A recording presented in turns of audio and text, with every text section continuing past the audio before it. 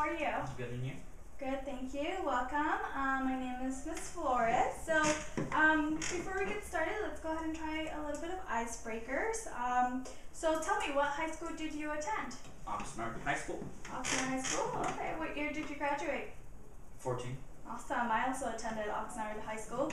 Go Yellow Jackets. Did you play any sports? I did, kind of, but I didn't make grades, so no. So you did and then you stopped? Yeah. Okay. Well, that's good.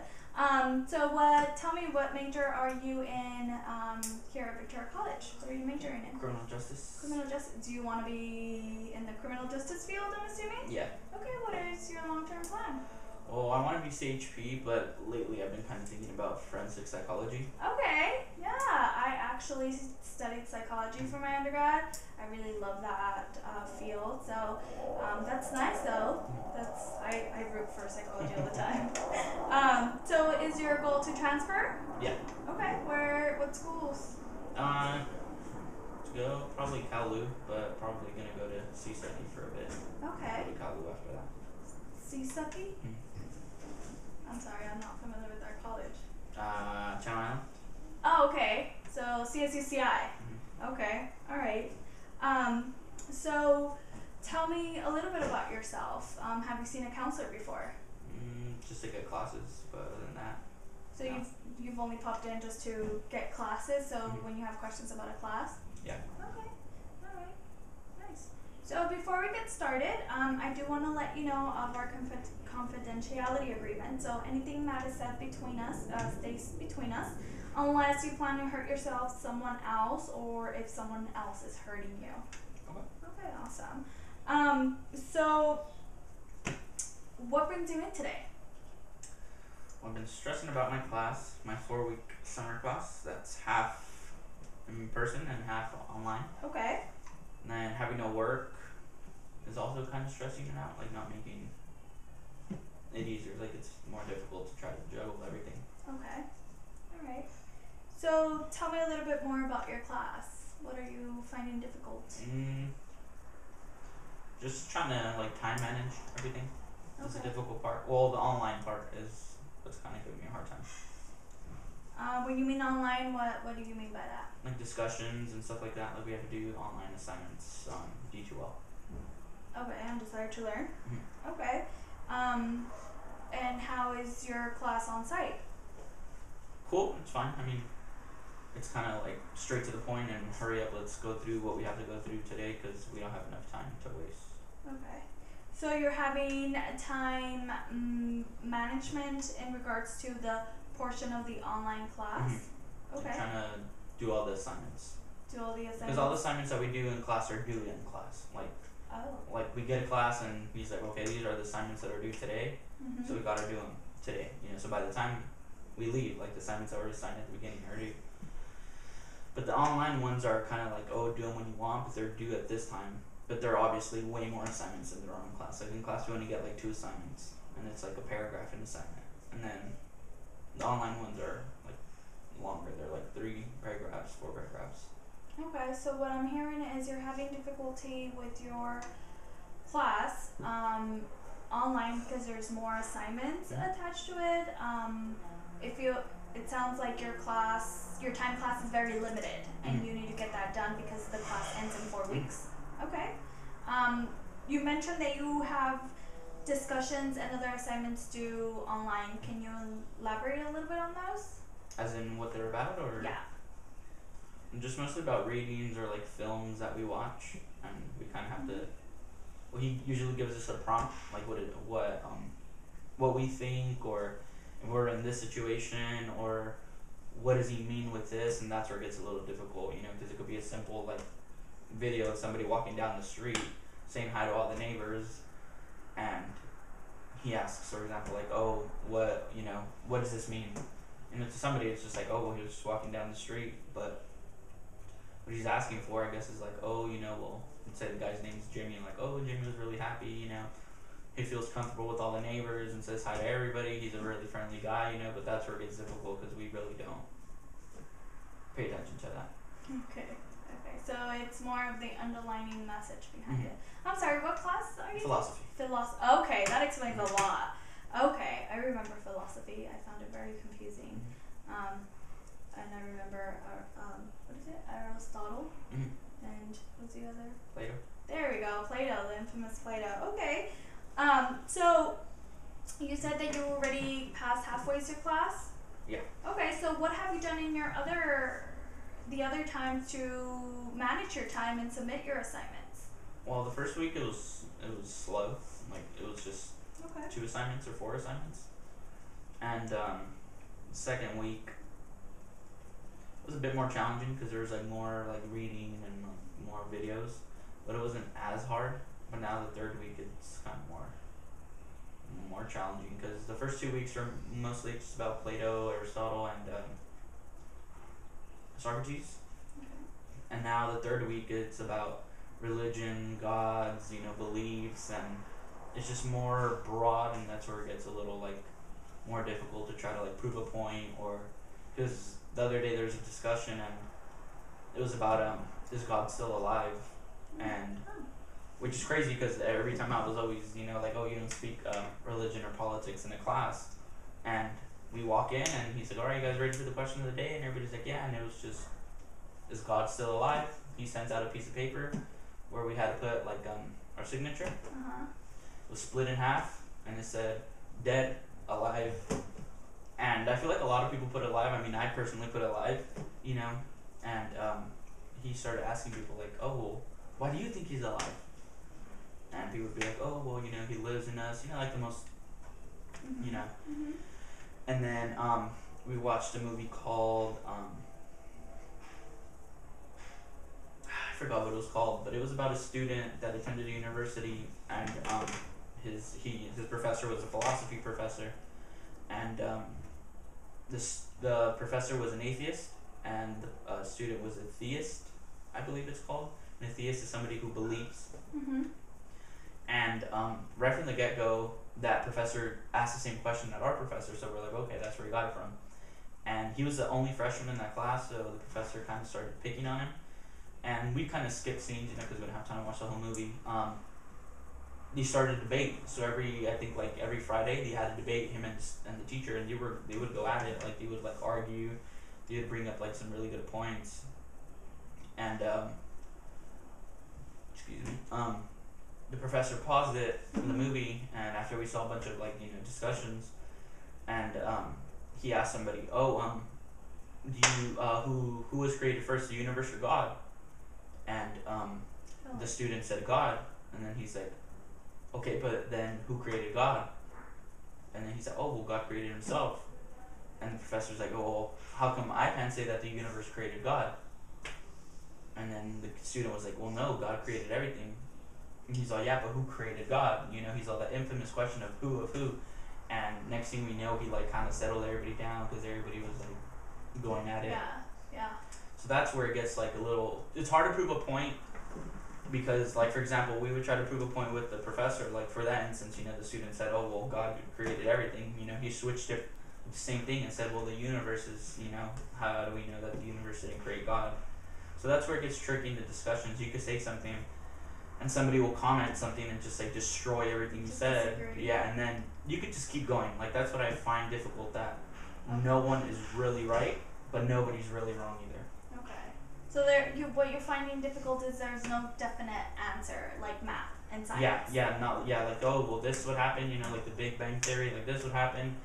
There's nothing you can say or do that changes it.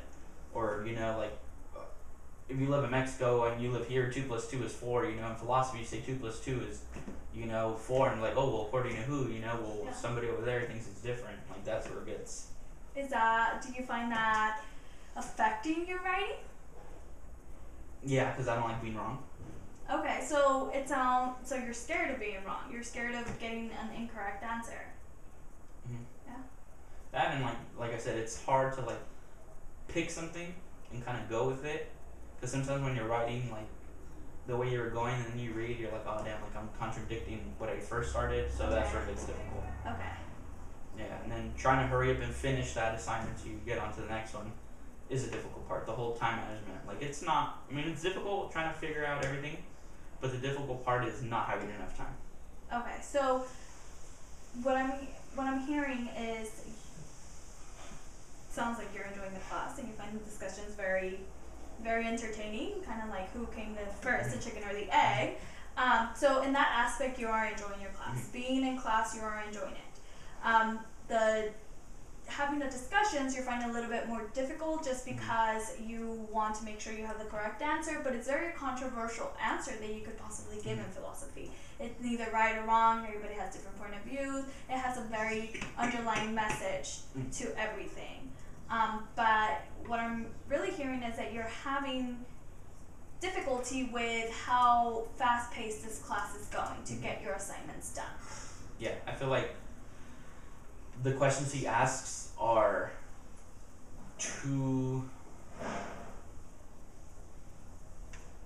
difficult to do, like, you know, in like a one draft, you know, like I feel like it would be like, oh, you know, well, let me check it out, let me see what my buddy or, you know, my proofreader or somebody has to say, and then you go back. And that's what I noticed in a lot, because we obviously see everybody's discussions, and I personally see a few, and I'm like, oh, well, you just contradicted yourself, you know. And I mean, we can go back, you know, and like tell each other, but it's not for us to go back and fix it, you know, it's just to have a discussion. Yeah.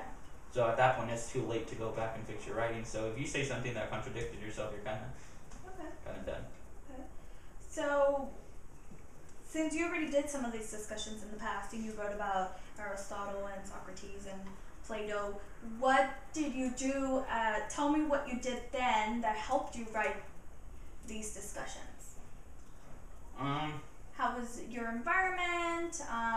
How did you make sure they were done? Your time management with them. So you got them done. So tell me, how did you get there? Kind of just stay focused, and the first questions weren't, like I said, as crazy as the ones now. That, and just stayed off my phone and, you know, did it in a quiet place. Okay. And not start, because what I've been doing lately is going, before I write, is reading other people's discussions. Okay. And I'm trying to, like, you know, prove points that they weren't proving. Okay. And the first discussion, you know, it's like, okay, well, I gotta do my assignment, so just write what I have to write. And then I started getting, like, comments from other people. That's where it started kind of, like, getting me mad. Like, for example, we watched a scene from, I believe it was called The Boiler Room, with Ben Affleck, and it was just a scene where I think they had like a firm or something like that, and they were hiring, and he just walks in. I think he was smoking, I don't remember, and he just walks in all big and bad, and he's like, oh, are any of you guys brokers already, licensed brokers? And this guy raised his hand, and Ben Affleck was like, oh, you need to get the F out of here. And the guy's like, why? And he's like, oh, we don't make brokers. He's all, we don't hire brokers, we make them. So the guy got fired, and Ben Affleck throughout the whole interview didn't even give the guys a chance to like introduce themselves or anything. Just told them, you know, you guys want to make money, you guys want to be good at something, you know, like, don't waste my time or, you know, the company's time. I've been here, you know, so long, and look at what I drive, this is what I do, this is my wife, you know, this is where I live. And he kind of just struck fear into everybody. And, you know, he just walks out and says, whoever wants to really take this serious, show up Monday morning. And, well, obviously the clip ended, you know, it was just about that. And the discussion was, why did Ben Affleck do that? And would you ever use that in a way? And, I mean, I believe that he did that to strike fear into others and show that, you know, that company's there to do business, and we're not here to screw around. You know, if you're going to screw around, then you need to go somewhere else. You could also be successful in the company, you know, as long as you start doing your thing. And then I also said that I would do that, you know, in a situation, for the fact that, like, as a business owner, I think it would be effective, you know, like, you walk in, you tell them what they need to do, you know, and fear brings weakness, and with weakness, you know, as a boss, you could do whatever, not whatever you want, you know, but, like, have them doing what they need to be doing, because they'll be like, oh, well, you know, if I don't do this, or if I show up late, you know, there's going to be a consequence. And I wrote that, you know, something similar like that, and this girl was like, oh, well, you're just, guys always want the role of an alpha male, you know, and it's just like, you know, that's where it's kind of starts getting me mad, and that's where I start reading what people are saying, because I don't want to. So, it sounds like you are feeling frustrated, overwhelming with the class, frustrated and overwhelming because it's fast-paced.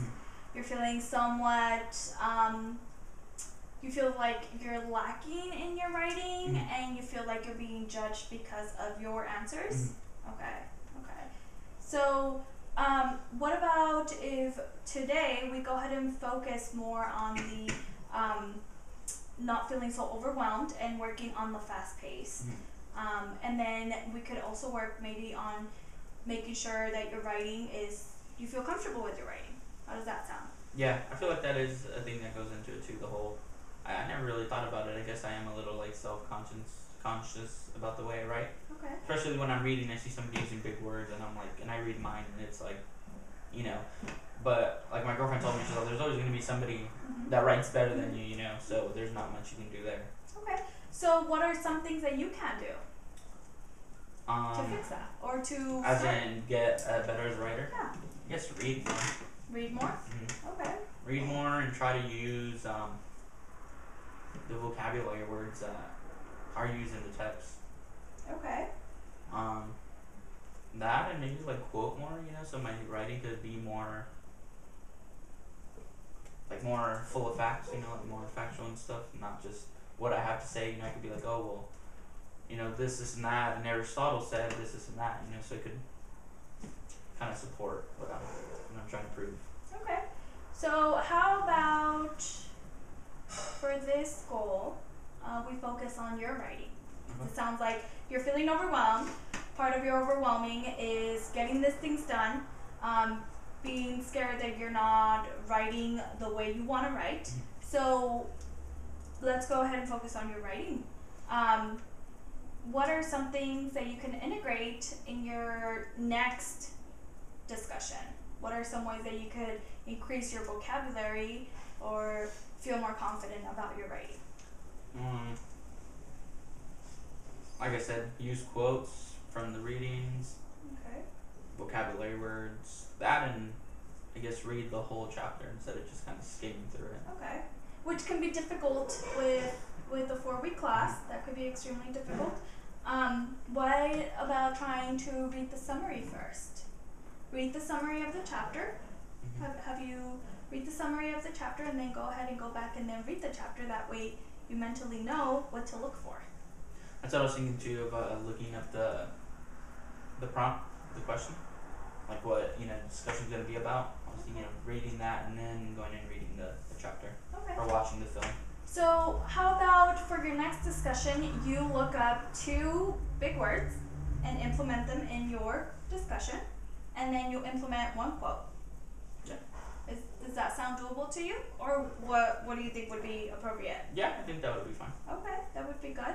And then that would be your first one, and then maybe for your second discussion, you could go ahead and do 3 words, and then just keep 1 quote, just 1 quote, and then that way you can start building your vocabulary. Okay, awesome. So do you have anything else that you would like to speak about today? We have a few more other minutes, a couple more minutes.